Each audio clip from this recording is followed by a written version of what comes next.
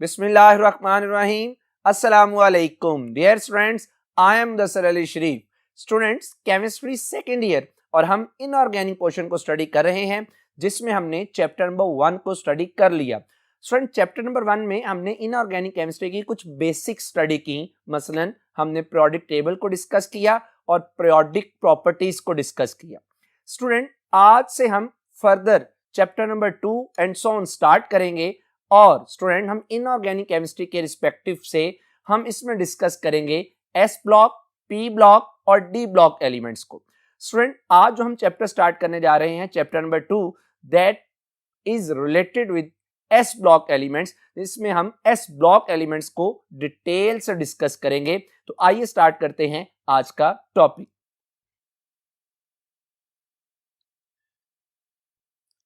Students, S block elements में आज हम स्टडी करेंगे introduction to S block elements. Students, S block elements क्या हैं? सबसे पहले ये चीज देखते हैं। एस ब्लॉक एलिमेंट्स क्या हैं? The elements of group first A and second A. Students, याद रखिएगा, इंक्लूडिंग फर्स्ट ए और सेकेंड ए के ग्रुप के अलावा इसमें शामिल है क्या? Helium are called S block elements. तो स्टूडेंट्स, आपने ये पढ़ा है कि किसी भी एलिमेंट को ब्लॉक कैसे असाइन करते हैं। आपको फर्स्ट चैप्टर में ये बात बताई गई थी। देखते हैं कि कैसे असाइन करते हैं। They are called S block elements. इन्हें एस ब्लॉक एलिमेंट्स कहा जाता है। क्यों कहा जाता है? Because S orbital being filled in their outer most shell.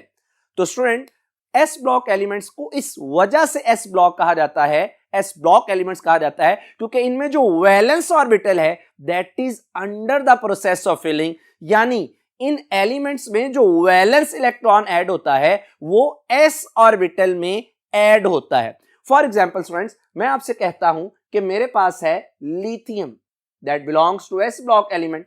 Student, lithium का एटॉमिक नंबर होता है 3। इसका मतलब क्या हुआ? 1s2 and 2s1। तो स्टूडेंट, अगर आप गौर करें तो इसका वैलेंस ऑर्बिटल कौन सा बनता है? s। इसका मतलब यह हुआ कि lithium belongs to S block element.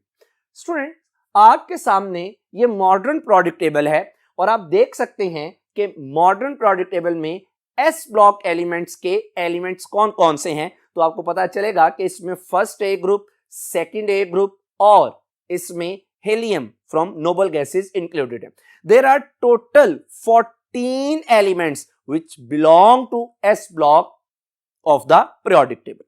Student, हम इस चैप्टर में जो मेनली फोकस करेंगे, स्टडी करेंगे एस ब्लॉक एलिमेंट्स के हवाले से, हम डिस्कस करेंगे first A group which is called alkali metal and second A group which is called alkaline earth metal.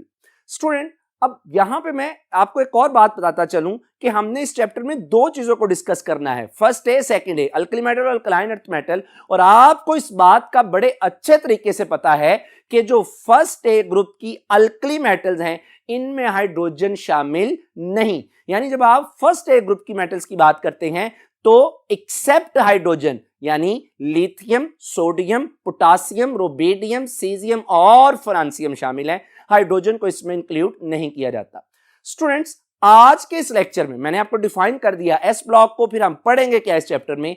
आज के लेक्चर में हम डिटेल से इंट्रोडक्शन पढ़ेंगे अल्कली मेटल्स का यानी फर्स्ट ए ग्रुप का, और इनके इंट्रोडक्शन में हम इनकी इलेक्ट्रॉनिक कॉन्फ़िगरेशन, इनके फिजिकल प्रॉपर्टीज और ये अर्थ क्रस्ट में कहां पर मौजूद है, इंशाल्लाह इसको डिटेल से डिस्कस करेंगे।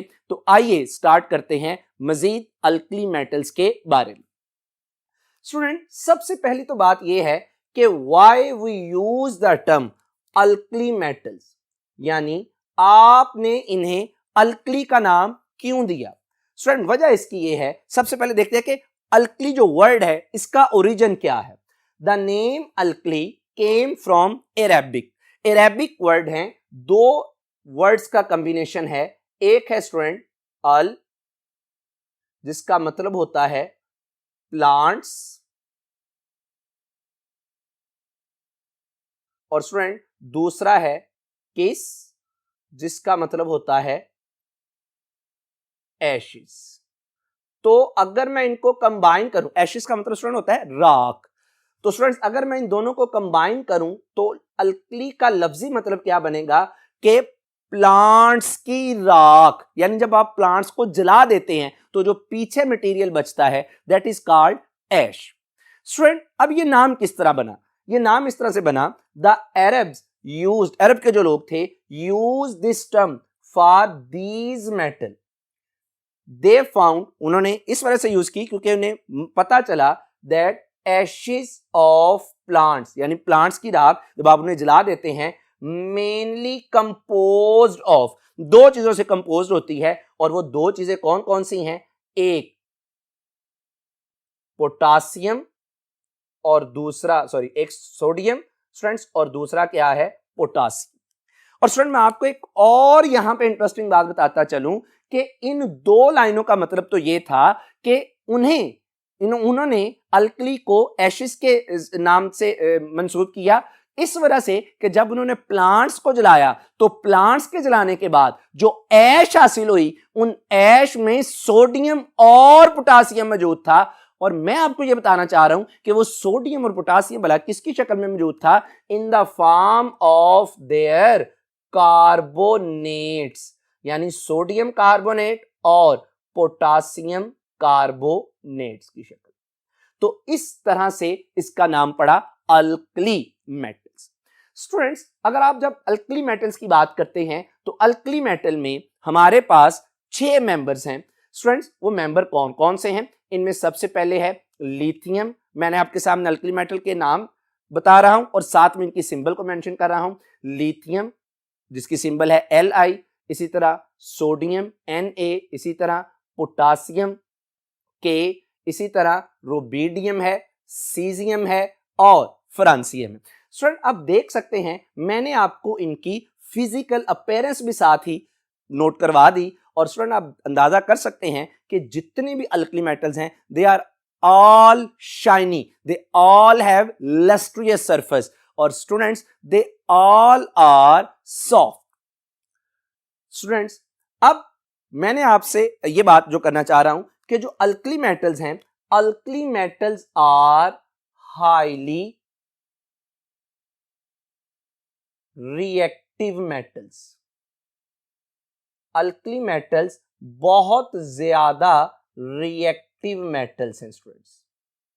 स्टूडेंट अब मैंने ना ये कंसेप्ट आपसे ऑलरेडी डिस्कस किया हुआ है कि रिएक्टिविटी ऑफ मेटल जो है ना स्टूडेंट, जो रिएक्टिविटी ऑफ मेटल है that is inversely proportional to the ionisation energy. तो स्टूडेंट अगर आप मॉडर्न प्रोडक्ट टेबल को देखें ना तो मॉडर्न प्रोडक्ट टेबल में जो अल्कली मेटल्स हैं these are present at the extreme left side of the product table. चूंकि ये एक्सट्रीम लेफ्ट साइड पर हैं तो इसका मतलब ये हुआ कि हमने ये पढ़ा था कि लेफ्ट टू राइट जाते हुए साइज डिक्रीज करता है, आयोनाइजेशन एनर्जी इंक्रीज करती है। तो चूंकि student alkali metal extreme left side पर हैं, इसका मतलब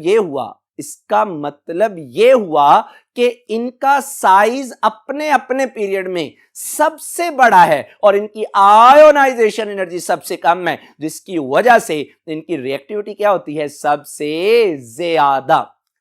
स्टूडेंट दूसरी बात यह है कि ये जो अल्कली मेटल्स हैं दे प्रोड्यूस अल्कलीज, अल्कली आपने पढ़ा है strong basis which are soluble in water, they produce alkalis on reaction with water।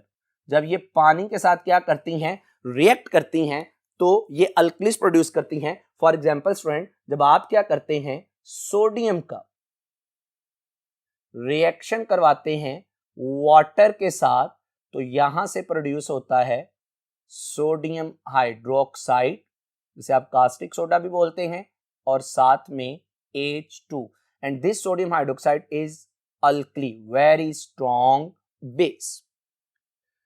अब आ जाइए स्टूडेंट नेक्स्ट हमारे पास,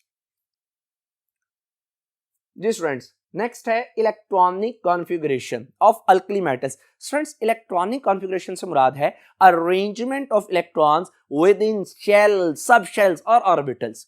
स्टूडेंट्स, अब इलेक्ट्रॉनिक कॉन्फ़िगरेशन को डिस्कस करने के लिए आपके पास उस एटम में मौजूद इलेक्ट्रॉन्स की तादाद का पता होना चाहिए। मेरा मतलब है कि आपको एटॉमिक नंबर का पता होना चाहिए फॉर द एटम, क्योंकि एटॉमिक नंबर बराबर है नंबर ऑफ प्रोटॉन्स और इलेक्ट्रॉन्स।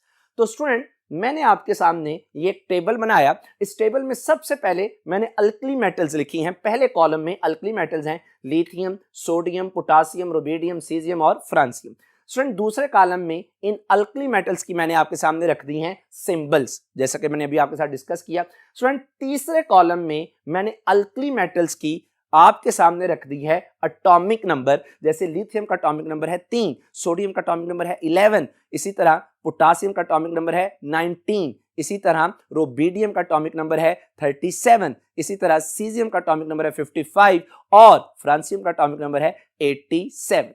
तो स्टूडेंट्स, जब आप इलेक्ट्रॉनिक कॉन्फ़िगरेशन की बात करते हैं तो आखिरी कॉलम में मैंने इन तमाम मेटल्स की इलेक्ट्रॉनिक कॉन्फ़िगरेशन आपके सामने रख दी है। यानी लिथियम की अगर आप 3 एटॉमिक नंबर उसके इलेक्ट्रॉनिक कॉन्फ़िगरेशन की बात करें तो यकीनन आप कहेंगे कि दैट इज 1s2 2s1। इसी तरह अगर आप सोडियम की बात करते हैं तो आप कहेंगे, चूंकि इसका एटॉमिक नंबर 11 है, 1s2 2s2 2p6 3s1। Student, इसी तरह अगर आप चलते जाएं तो पोटासियम का जो वैलेंस ऑर्बिटल बनता है दैट इज 4s1, और इसी तरह अगर आप फर्दर मूव करें तो रुबिडियम का ऑर्बिटल बनता है 5s1। कहने का मकसद ये है कि अगर आप तमाम अल्कली मेटल्स को देखें तो इन तमाम अल्कली मेटल्स में जो वैलेंस ऑर्बिटल है वो s है, और s ऑर्बिटल में इलेक्ट्रॉन्स की तादाद कितनी है? 1। तो स्टूडेंट्स, मैं यहां से ये कंक्लूड कर सकता हूं क्या जी, कि all alkali metals have 1 electron in s orbital of their valence shell. तो स्टूडेंट्स, अब अगर मैं आपसे कहूं कि अगर मैं अल्कली मेटल की जनरल इलेक्ट्रॉनिक कॉन्फ़िगरेशन लिखना चाहूं तो मैं इसकी जनरल इलेक्ट्रॉनिक कॉन्फ़िगरेशन क्या लिखूंगा? NS1। स्टूडेंट्स, याद रखिएगा कि यहां पे ये जो n है that represents the principal quantum number. Principal quantum number, यहां मैं इसको और आसान कर दूं तो that may also be called shell number.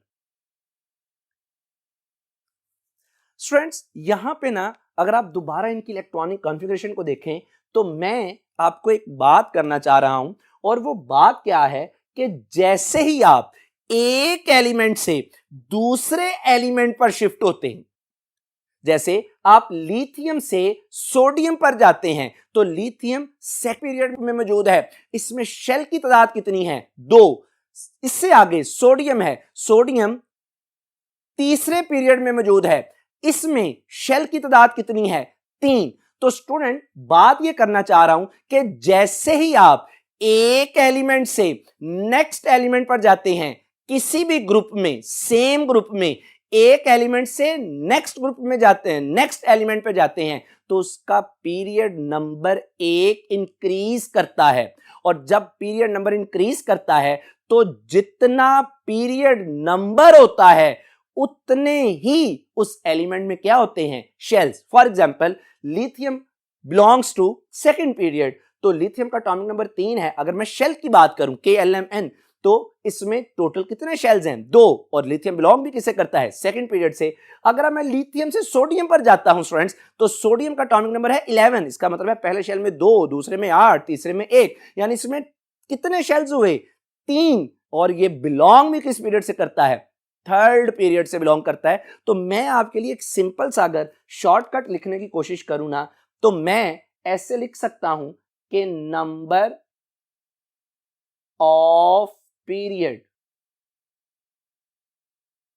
Of element, किसी भी एलिमेंट का जो पीरियड है that is equal to number of shells in या in its element. Student, next आ जाइए, because of low ionization energy, मैं अभी आपके साथ डिस्कस कर चुका, in low ionization energy values all alkali metals lose their valence electron, और उनके वैलेंस शेल में कितने इलेक्ट्रॉन होते हैं? एक, to form a unipositive ion. Unipositive ion से मुराद है कि ऐसे आयन जिनमें एक पॉजिटिव चार्ज होता है, और जनरली हम उनको कैसे रिप्रेजेंट कर सकते हैं? M+ या M+1। फॉर एग्जाम्पल जैसे स्टूडेंट सोडियम है Na, तो स्टूडेंट्स जब ये सोडियम इलेक्ट्रॉन को रिलीज कर देगा then it will be Na+1, ये एक इलेक्ट्रॉन इसने क्या कर दिया? रिलीज कर दिया। स्टूडेंट्स इसका मतलब ये हुआ कि जो फर्स्ट ए ग्रुप है they all show alkali metals +1 oxidation state. यही बात अब करने जा रहा हूं। They form ionic compounds. क्यों? क्योंकि दे आर प्योरली मेटल्स और इनकी आयोनाइजेशन एनर्जी बहुत कम है। They and show +1 oxidation state. Students ionic compounds कब बनते हैं? जब मेटल्स, यानी फर्ज कर लें कि ये सोडियम है, जब ये मेटल कंबाइन करती है नॉन मेटल लाइक हैलोजेंस, तो दे प्रोड्यूस आयोनिक कंपाउंड, और ये बड़ा ही वेल नाउन आयोनिक कंपाउंड है, जिसे आप सोडियम क्लोराइड, कॉमन साल्ट या टेबल साल्ट भी बोलते हैं। जी स्टूडेंट्स, अब मैं थोड़ी सी बात करना चाह रहा हूं about the physical properties of alkali metals. Students ये प्रॉपर्टीज वही हैं जो हमने चैप्टर नंबर 1 में बड़ी डिटेल से पढ़ी हैं, जैसे atomic size, ionic size, ionization energy, electron affinity and so on. Students सबसे पहले जरा आप देखिएगा, मैं 1 बाय 1 इनके साथ डिस्कस करता जाता हूं। जैसे सबसे पहले है हमारे पास एटॉमिक रेडियस। स्टूडेंट्स आप सब ने पढ़ा है कि किसी भी ग्रुप में, मैं एक तरफ अल्कली मेटल की बात कर रहा हूं, इनके अल्कली मेटल्स के नाम लिख दिए, साथ ही मैंने इनके आपके सामने एटॉमिक रेडियस लिख दिए। तो स्टूडेंट आप सबको पता है कि किसी भी ग्रुप में टॉप टू बॉटम जाते हुए साइज क्या करता है? इंक्रीज। और आप देख सकते हैं कि एटॉमिक रेडियस भी टॉप टू बॉटम जाते हुए क्या कर रहा है? इंक्रीज, क्योंकि नंबर ऑफ शेल्स इंक्रीज करते हैं, शील्डिंग इफेक्ट इंक्रीज करता है, और न्यूक्लियर इफेक्टिव न्यूक्लियर चार्ज क्या करता है? डिक्रीज करता है। स्टूडेंट इसी तरह अगर आप आयोनिक रेडियस की बात करें तो आप देख सकते हैं कि जो आयोनिक रेडियस है वो भी टॉप टू बॉटम जाते हुए क्या कर रहा है? इंक्रीज कर रहा है। सेम रीजन वही है जो एटॉमिक रेडियस की है। और स्टूडेंट अगर मैं एटॉमिक और आयोनिक रेडियस को आपस में कंपेयर करूं तो यकीनन जो आयोनिक रेडियस है, नो डाउट कि वो डाउन द ग्रुप जाते हुए इंक्रीज कर रहा है, but ionic radius, cationic radius is smaller than the respective parent atomic respective parent radii of alkali metals. Students ये तो थी साइज की बात। इसी तरह आप मेल्टिंग पॉइंट को अगर देखें तो हमने ये पढ़ा हुआ है कि मेटल्स के लिए किसी भी ग्रुप में टॉप टू बॉटम जाते हुए मेटल्स का मेल्टिंग पॉइंट क्या करता है? जनरली डिक्रीज करता है। क्यों डिक्रीज करता है? क्योंकि टॉप टू बॉटम जाते हुए साइज इंक्रीज करता है, पैकिंग लूज हो जाती है। स्टूडेंट्स मेटेलिक बॉन्ड की स्ट्रेंथ क्या हो जाती है? कम हो जाती है, जिसकी वजह से metallic bond top to bottom क्या करता है? Sorry melting point top to bottom क्या करता है? डिक्रीज करता है। वजह वही, साइज इंक्रीज करता है जिसकी वजह से चार्ज डेंसिटी डिक्रीज करती है और मेल्टिंग और मेटेलिक बॉन्ड की स्ट्रेंथ डिक्रीज करती है। स्टूडेंट अगली इनकी प्रॉपर्टी है boiling point. Boiling point again depends upon the strength of metallic bond, और strength of metallic bond direct है किसके? चार्ज डेंसिटी के, और चार्ज डेंसिटी इनवर्स है किसके? साइज के। तो जब आप किसी भी ग्रुप में टॉप टू बॉटम आएंगे तो साइज बढ़ने की वजह से इनका मेल्टिंग पॉइंट क्या होगा? बॉइलिंग पॉइंट क्या हो जाएगा? इनका कम हो जाएगा, क्योंकि मेटेलिक बॉन्ड की स्ट्रेंथ क्या हो जाती है? कम। स्टूडेंट फिर हमारे पास है इनका आयोनाइजेशन एनर्जी। तो स्टूडेंट आप देख सकते हैं कि आयोनाइजेशन एनर्जी की वैल्यूज भी आपके सामने गिवन है अल्कली मेटल्स की, कि किसी भी ग्रुप में टॉप टू बॉटम आते हुए क्या होता है कि साइज इंक्रीज करने की वजह से nuclear effective nuclear charge decrease करता है, और आयोनाइजेशन एनर्जी की वैल्यूज भी क्या करती हैं? डिक्रीज करती हैं। स्टूडेंट अब आ जाइए इनकी एक और इंपॉर्टेंट प्रॉपर्टी, और इसमें एक एक्सेप्शन भी है। डेंसिटी की बात की जाए स्टूडेंट्स, डेंसिटी आपको पता है कि बराबर है किसके? Mass over volume. तो जैसे जैसे आप लोग ग्रुप में, अल्कली मेटल के ग्रुप में टॉप टू बॉटम जाते हैं, मैस क्या करती है? इंक्रीज करती है। स्टूडेंट्स जब मैस इंक्रीज करेगी तो डेफिनेटली डेंसिटी भी क्या करनी चाहिए? इंक्रीज, जैसा कि आप देख सकते हैं लिथियम से सोडियम की डेंसिटी ज्यादा है।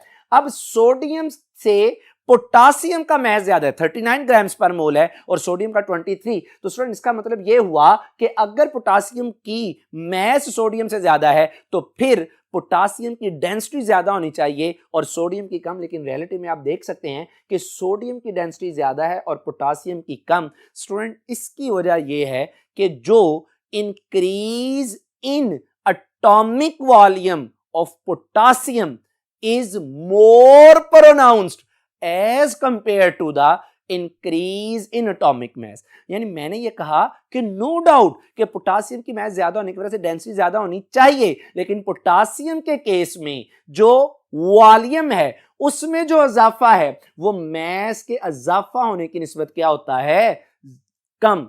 मैस में कम इजाफा लेकिन वॉल्यूम में इजाफा क्या हो जाता है, ज्यादा, जिसकी वजह से पोटासियम की डेंसिटी क्या हो जाती है, कम, और बाकी एलिमेंट्स की उसी तरह डाउन द ग्रुप इंक्रीज करती है। स्टूडेंट नेक्स्ट आ जाइए हाइड्रेशन एनर्जी। अगर हाइड्रेशन एनर्जी की बात की जाए स्टूडेंट्स तो आपने पढ़ा है again hydration energy directly proportional है चार्ज डेंसिटी के, और चार्ज डेंसिटी बराबर है चार्ज ओवर साइज। तो किसी भी ग्रुप में top to bottom size increase करता है, जिसकी वजह से आप देख सकते हैं कि हाइड्रेशन एनर्जी क्या कर रही है, डिक्रीज कर रही है। इसी तरह स्टूडेंट्स अगर आप बात करें इलेक्ट्रॉन अफिनिटी की, तो स्टूडेंट किसी भी जो ग्रुप में top to bottom electron affinity क्या करती है, डिक्रीज करती है। और आप यहां पे भी देख सकते हैं कि इलेक्ट्रॉन अफिनिटी इसमें टॉप टू बॉटम डिक्रीज कर रही है। क्यों? क्योंकि साइज बढ़ने की वजह से न्यूक्लियोटाइडेशन क्या हो जाती है, कम। वैसे भी students metals don't like to accept to gain the electron. और स्टूडेंट आखिरी इनकी कैरेक्टरिस्टिक है इलेक्ट्रोनेगेटिविटी। तो स्टूडेंट इलेक्ट्रोनेगेटिविटी का भी न्यूक्लियोटाइडेशन के साथ डायरेक्ट रिलेशन है। जब आप टॉप टू बॉटम जाते हैं इफेक्टिव न्यूक्लियर चार्ज डिक्रीज करता है, जिसकी वजह से इलेक्ट्रोनेगेटिविटी भी डिक्रीज करती है। जैसा कि आप देख सकते हैं कि हमारे पास लिथियम की जो इलेक्ट्रोनेगेटिविटी है दैट इज 1, हमारे पास सोडियम की इलेक्ट्रोनेगेटिविटी 0.9, फिर इसी तरह हमारे पास पोटासियम और रुबिडियम की इलेक्ट्रोनेगेटिविटी 0.8 है, और स्टूडेंट हमारे पास एंड पे जाकर सीजियम की इलेक्ट्रोनेगेटिविटी जस्ट कितनी है, 0.7। स्टूडेंट्स अब आ जाइए इनके ऑकरेंस की तरफ कि अर्थ क्रस्ट में ये कहां पर मौजूद है। स्टूडेंट इस ऑकरेंस में ना मैं आपसे दो बड़े बेहतरीन कॉन्सेप्ट डिस्कस करना चाहता हूं, जो कि हमारी इस आने वाली इनऑर्गेनिक केमिस्ट्री के जो फर्दर आगे वाले भी चैप्टर हैं उनमें ये रिपीटेडली यूज होगा। स्टूडेंट जब भी आप किसी एलिमेंट की अकरेंस की, यानी वो कहां कहां वाकया है, अकरेंस की बात करते हैं तो पहले आप उस एलिमेंट को दो तरह से उसको स्टडी करते हैं। यानी क्या वो एलिमेंट फ्री स्टेट में मौजूद है या वो एलिमेंट कंबाइंड स्टेट में मौजूद है। यानी मैं आपकी एलिमेंट्स की दो प्रॉपर्टीज डिस्कस करना चाह रहा हूं। एक है फ्री स्टेट, जिसे आप नेटिव स्टेट भी कह सकते हैं, जिसे आप अनकंबाइंड स्टेट भी कह सकते हैं। स्टूडेंट फ्री स्टेट से क्या मुराद है, an element is said to present in free state when it is found in elementary form। यानी कोई एलिमेंट, आप कहते हैं जी कि अर्थ क्रस्ट में कोई एलिमेंट फ्री स्टेट में एग्जिस्ट कर रहा है, तो स्टूडेंट इसका मतलब ये होगा कि वो एलिमेंटल फॉर्म में एग्जिस्ट कर रहा है। जैसे आप कहते हैं जी नाइट्रोजन फ्री स्टेट में मौजूद है, तो नाइट्रोजन मौजूद होगी किसकी शक्ल में, N2। स्टूडेंट्स आप कहते हैं कि हीलियम फ्री स्टेट में मौजूद है, तो इसका मतलब क्या होगा कि आप क्या कहेंगे कि हीलियम मौजूद है किसकी शक्ल में, He। ओके हो गया स्टूडेंट्स। इसी तरह दूसरी टर्म है कंबाइंड स्टेट। तो स्टूडेंट इसकी क्या डेफिनेशन है, an element is said to present in combined state when it is found in the form of compounds. Students आप नाइट्रोजन की ही बात कर लीजिए। मैंने अभी कहा कि जब नाइट्रोजन फ्री स्टेट में है तो वो N2 की शक्ल में है, और स्टूडेंट अगर मैं कहूं कि वो कंबाइंड स्टेट में है तो यकीनन आप कहेंगे सर अब वो अपनी एलिमेंटल फॉर्म में नहीं बल्कि कंपाउंड की फॉर्म में, like ammonia, like ammonium nitrate, like ammonium hydro oxide. तो कोई अगर एलिमेंटल फॉर्म में है तो फ्री, कंपाउंड फॉर्म में है तो कंबाइंड स्टेट में। और स्टूडेंट मैं आपको एक जनरल सी बात बता देता हूं, जनरल सा प्रिंसिपल बता देता हूं कि जो एलिमेंट जितना ज्यादा रिएक्टिव होगा वो कभी भी फ्री स्टेट में एग्जिस्ट नहीं करेगा। All reactive elements always present in combined state. Free state में सिर्फ वही एलिमेंट, वही सब्सटेंस एग्जिस्ट करेगी जिसकी रिएक्टिविटी क्या हो, बहुत ही कम। तो स्टूडेंट यहां पे मैंने आपसे एक बात तो क्लियर कर दी कि फ्री में कौन सा है एलिमेंट और कंबाइंड स्टेट में कौन सा है। अभी मैंने आपसे कहा कि alkali metals are the most reactive metals among all metals of the periodic table. इसका मतलब यह हुआ कि सर जो अल्कली मेटल्स हैं they do not found in the free state, यानी जो मैं पहले बात करने चाह रहा हूं आपसे, ड्यू टू हाई रिएक्टिविटी। और हाई रिएक्टिविटी क्यों है वो पहले भी बात डिस्कस की हमने। The alkali metals occur in the nature in the combined state, यानी कभी भी आपको Na फ्री स्टेट में नहीं मिलेगी, आपको हमेशा क्या मिलेगा, NaCl। आपको के पोटासियम नहीं कभी मिलेगा, बल्कि क्या मिलेगा, potassium chloride. None of the alkali metals found free in nature. तो स्टूडेंट ये हमेशा कंबाइंड स्टेट अपने कंपाउंड्स की शक्ल में हमें मिलती है। स्टूडेंट्स अब ये बात तो तय होगी कि सर इन्होंने फ्री स्टेट में एग्जिस्ट नहीं करना। अब मैं बात कर रहा हूं कि जब आप कंबाइंड स्टेट की बात करते हैं ना, तो इसमें हम दो टर्म्स को जनरली यूज करते हैं। स्टूडेंट बहुत इंपॉर्टेंट कंसेप्ट देने जा रहा हूं और इसको याद रखिएगा, ये मैं बार बार कह रहा हूं, ये बहुत इंपॉर्टेंट कंसेप्ट। हम कहते हैं जी एलिमेंट कंबाइंड स्टेट में मौजूद है, तो स्टूडेंट याद रखिएगा कंबाइंड स्टेट में भी एलिमेंट दो तरह से मौजूद हो सकता है। एक को हम बोलते हैं मिनरल्स की शक्ल में और स्टूडेंट्स दूसरे को हम बोलते हैं और। सबसे पहले देखते हैं मिनरल क्या चीज है। Students minerals are naturally occurring substances of metals present in earth crust, यानी मेटल्स के कंपाउंड जो अर्थ क्रस्ट में मौजूद हैं, दोज आर कॉल्ड मिनरल्स। हर वो चीज जो अर्थ क्रस्ट में मौजूद है दैट इज कॉल्ड मिनरल। जैसे सोडियम मिनरल की शक्ल में NaCl बेशुमार हमारे पास मौजूद है, पाकिस्तान में भी बहुत मौजूद है। जो चीज कंपाउंड की शक्ल में मौजूद है अर्थ क्रस्ट में, मिनरल्स हैं, माइनिंग से हासिल हो रही, that is called mineral. Student दूसरी जो टर्म मैंने आपसे डिस्कस की, और मैं बाद में इनमें फर्क भी इंशाल्लाह डिस्कस करूंगा, वो और क्या चीज है, और are minerals which can use to obtain the metal profitably, यानी अर्थ क्रस्ट में मौजूद हर कम एलिमेंट की कंबाइंड स्टेट मिनरल है, लेकिन जिस मिनरल से हम अपने डिजायर्ड मेटल को इकोनॉमिकली, कन्वीनियंटली, प्रॉफिटेबली एक्सट्रैक्ट कर सके, वो मिनरल तो है लेकिन उसको एक और नाम भी दे दिया जाता है, दैट इज और।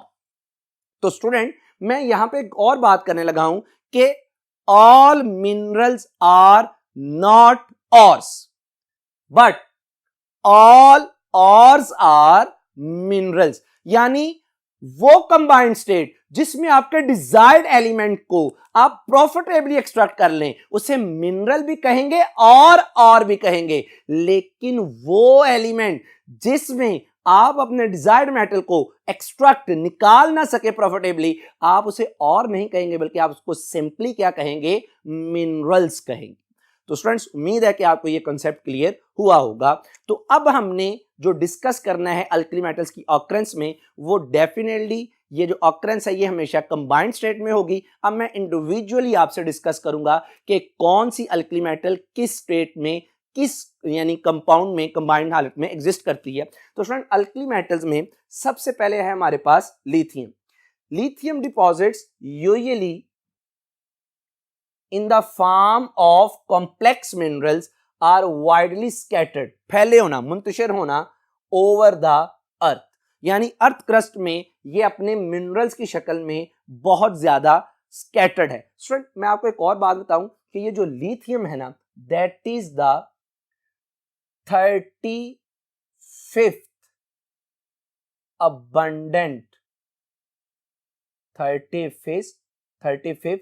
abundant element in the earth crust।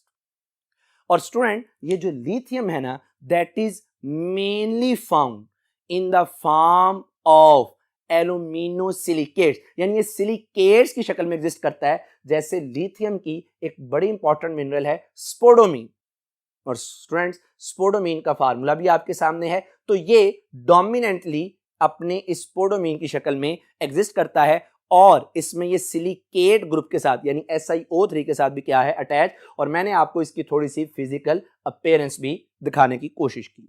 Students अब देखते हैं बकिया अल्कली मेटल्स की अक्रेंस। जी स्टूडेंट्स, नेक्स्ट है occurrence of sodium and potassium. Student मैं आपको एक बात यहां पे पहले ही बता दूं कि जो सोडियम है that is the 6th most abundant element in the earth crust, while the potassium is 7th most abundant element in the universe. Students, जब आप सोडियम और पोटासियम की बात करते हैं तो मोस्ट अबंडेंट अल्कली मेटल्स, ये जो सोडियम और पोटासियम है ये तमाम अल्कली मेटल्स में सबसे ज्यादा क्या है, abundant. And each constitute, student constitute से मुराद यहां पे ले सकते हैं बनाते हैं, अबाउट, ये स्टूडेंट MCQ भी हो सकता है, अबाउट 2.4% अर्थ क्रस्ट, यानी जो अर्थ क्रस्ट है, कशरा अर्ज है, वो 2.4% सोडियम से बनी है और 2.4% पोटासियम से बनी है। Most of the earth crust is देखें स्टूडेंट वही बात आई, कंपोज्ड ऑफ इनसॉल्युबल एल्यूमिनोसिलिकेट्स, यानी जिसमें एल्यूमिनियम और सिलिकॉन सिलिकेट्स के क्या मौजूद हों, कंपाउंड्स कंपोनेंट्स मौजूद हों, उन्हें एल्यूमिनोसिलिकेट्स कहा जाता है। स्टूडेंट मैं आपको यहां पे एक और बात बता दूं कि जो सोडियम है that is 30% more abundant than potassium in ocean water, यानी समंदर के पानी में सोडियम जो है ये 30% ज्यादा अबंडेंट है किसकी निस्बत, पोटासियम की निस्बत, क्योंकि जो सोडियम के साल्ट है they are more soluble in water. बहरहाल स्टूडेंट्स अगर मैं इनके मिनरल्स की बात करूं तो स्टूडेंट सबसे पहले जो, अगर मैं सोडियम के मिनरल्स की बात करता हूं तो सोडियम में सबसे पहले है रॉक साल्ट, और स्टूडेंट इसके बगैर जैसे हमारे खानों का तस्वुर ही मुमकिन नहीं। रॉक साल्ट जिसे आप हिलाइट भी बोलते हैं, और इसका फार्मूला है NaCl। स्टूडेंट दूसरे नंबर पे है चिली साल्ट पिटर, दैट इज, और इसका फार्मूला क्या है, NaNO3। स्टूडेंट मैंने आपके सामने मिनरल रखा, फार्मूला रखा, और मैं साथ में आपको उसकी अपीयरेंस भी दिखा रहा हूं ताकि आपको आपका थोड़ा सा इंटरेस्ट डेवलप हो जाए। तीसरे नंबर पर स्टूडेंट है इसका नेट्रॉन। नेट्रॉन का फार्मूला क्या है, Na2CO3.H2O। स्टूडेंट नेक्स्ट इसका मिनरल है ट्रोना। ट्रोना क्या चीज है, Na2CO3.2NaHCO3.2H2। स्टूडेंट नेक्स्ट और आखिरी इसका जो मिनरल है बोरेक्स, जिसे हम चैप्टर नंबर 3 में भी डिस्कस करेंगे इंशाल्लाह, वो क्या है स्टूडेंट्स, हमारे पास है Na2B4O7.10H2O। स्टूडेंट्स ये तो बात थी सोडियम और पोटासियम की। अब अगर हम स्टूडेंट बात करें रुबिडियम एंड सीजियम, तो स्टूडेंट्स रुबिडियम एंड सीजियम क्या है, small amounts of rubidium and caesium are found in potassium deposits, यानी रुबिडियम और सीजियम की इटसेल्फ अबंडेंस को बहुत ज्यादा नहीं है, लेकिन जो थोड़ी बहुत हमें इनकी अबंडेंस मिलती है वो कहां पे मिलती है, जहां पे पोटासियम के क्या मौजूद हैं, डिपॉजिट्स। और स्टूडेंट मैं आपको आपके इंटरेस्ट के लिए ये बात बता दूं कि रुबिडियम के पोटासियम के साथ रुबिडियम के पोटासियम के साथ 3 मिनरल्स वेल नाउन है। 3 मिनरल्स इसके पोटासियम के साथ बड़े जो कॉमनली हम स्टडी करते हैं, और उनमें ऑलमोस्ट जो रुबिडियम की परसेंटेज पाई जाती है दैट इज 27.27%। स्टूडेंट ये जस्ट आपके इंटरेस्ट के लिए था। इसी तरह स्टूडेंट अगर मैं सीजियम की बात करता हूं तो स्टूडेंट सीजियम के पोटासियम के साथ ऑलमोस्ट 15 मिनरल्स मौजूद हैं। स्टूडेंट्स सॉरी, पोटासियम के साथ इसके ऑलमोस्ट 15 मिनरल्स मौजूद हैं, और इनमें जो सीजियम की परसेंटेज पाई जाती है दैट इज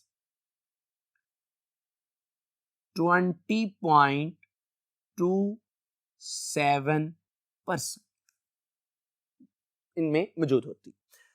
स्टूडेंट्स, अब बात कर लेते हैं फ्रांसियम की।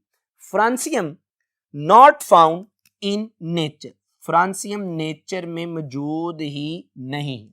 It has been prepared artificially in the laboratory, यानी by the artificial radioactivity. Student, ये भी आपके पास एक एमसीक्यू बन गया कि वो कौन सी अल्कली मेटल है जो नेचुरली मौजूद नहीं है, जो रेडियो एक्टिव है बहुत ज्यादा, जो हाईली अनस्टेबल है। तो आपके पास जवाब होगा francium, Fr, and is very unstable so that a very little is known about this, यानी चूंकि इसकी abundance बहुत कम है तो हमने इसके बारे में जो इंफॉर्मेशन कलेक्ट की है वो बहुत ही कम। स्टूडेंट्स, फ्रांसियम को हमने आर्टिफिशियल रेडियो एक्टिविटी से मालूम किया है, डिस्कवर जो हुई थी ये दो तरह से है। या तो हमने क्या किया था, थोरियम के ऊपर बम्बारमेंट की थी प्रोटॉन्स की, देन हमारे पास फ्रांसियम प्रोड्यूस हुआ। या इसको दूसरा प्रोड्यूस करवाने का तरीका है कि जब आप रेडियम पर बम्बारमेंट करते हैं, किसकी, न्यूट्रॉन की, तो देन जाके हमारे पास फ्रांसियम प्रोड्यूस होता है। तो स्टूडेंट, आज के इस लेक्चर में मैंने आपके साथ अल्कली मेटल्स को बहुत डिटेल से, बहुत थारोली डिस्कस किया। टेबल में हर चीज को इंडिविजुअली स्टडी किया आपके साथ, आपको कंसेप्ट क्लियर करवाने की कोशिश की है। उम्मीद है कि आपको बात समझ आई होगी। आपसे मुलाकात होगी अगले लेक्चर में। अल्लाह सुब्हानहू व तआला आप पे अपना रहम करम फरमाए, आपको अपने हिदायत याफ्ता बंदों में शामिल करे। अस्सलामु अलैकुम।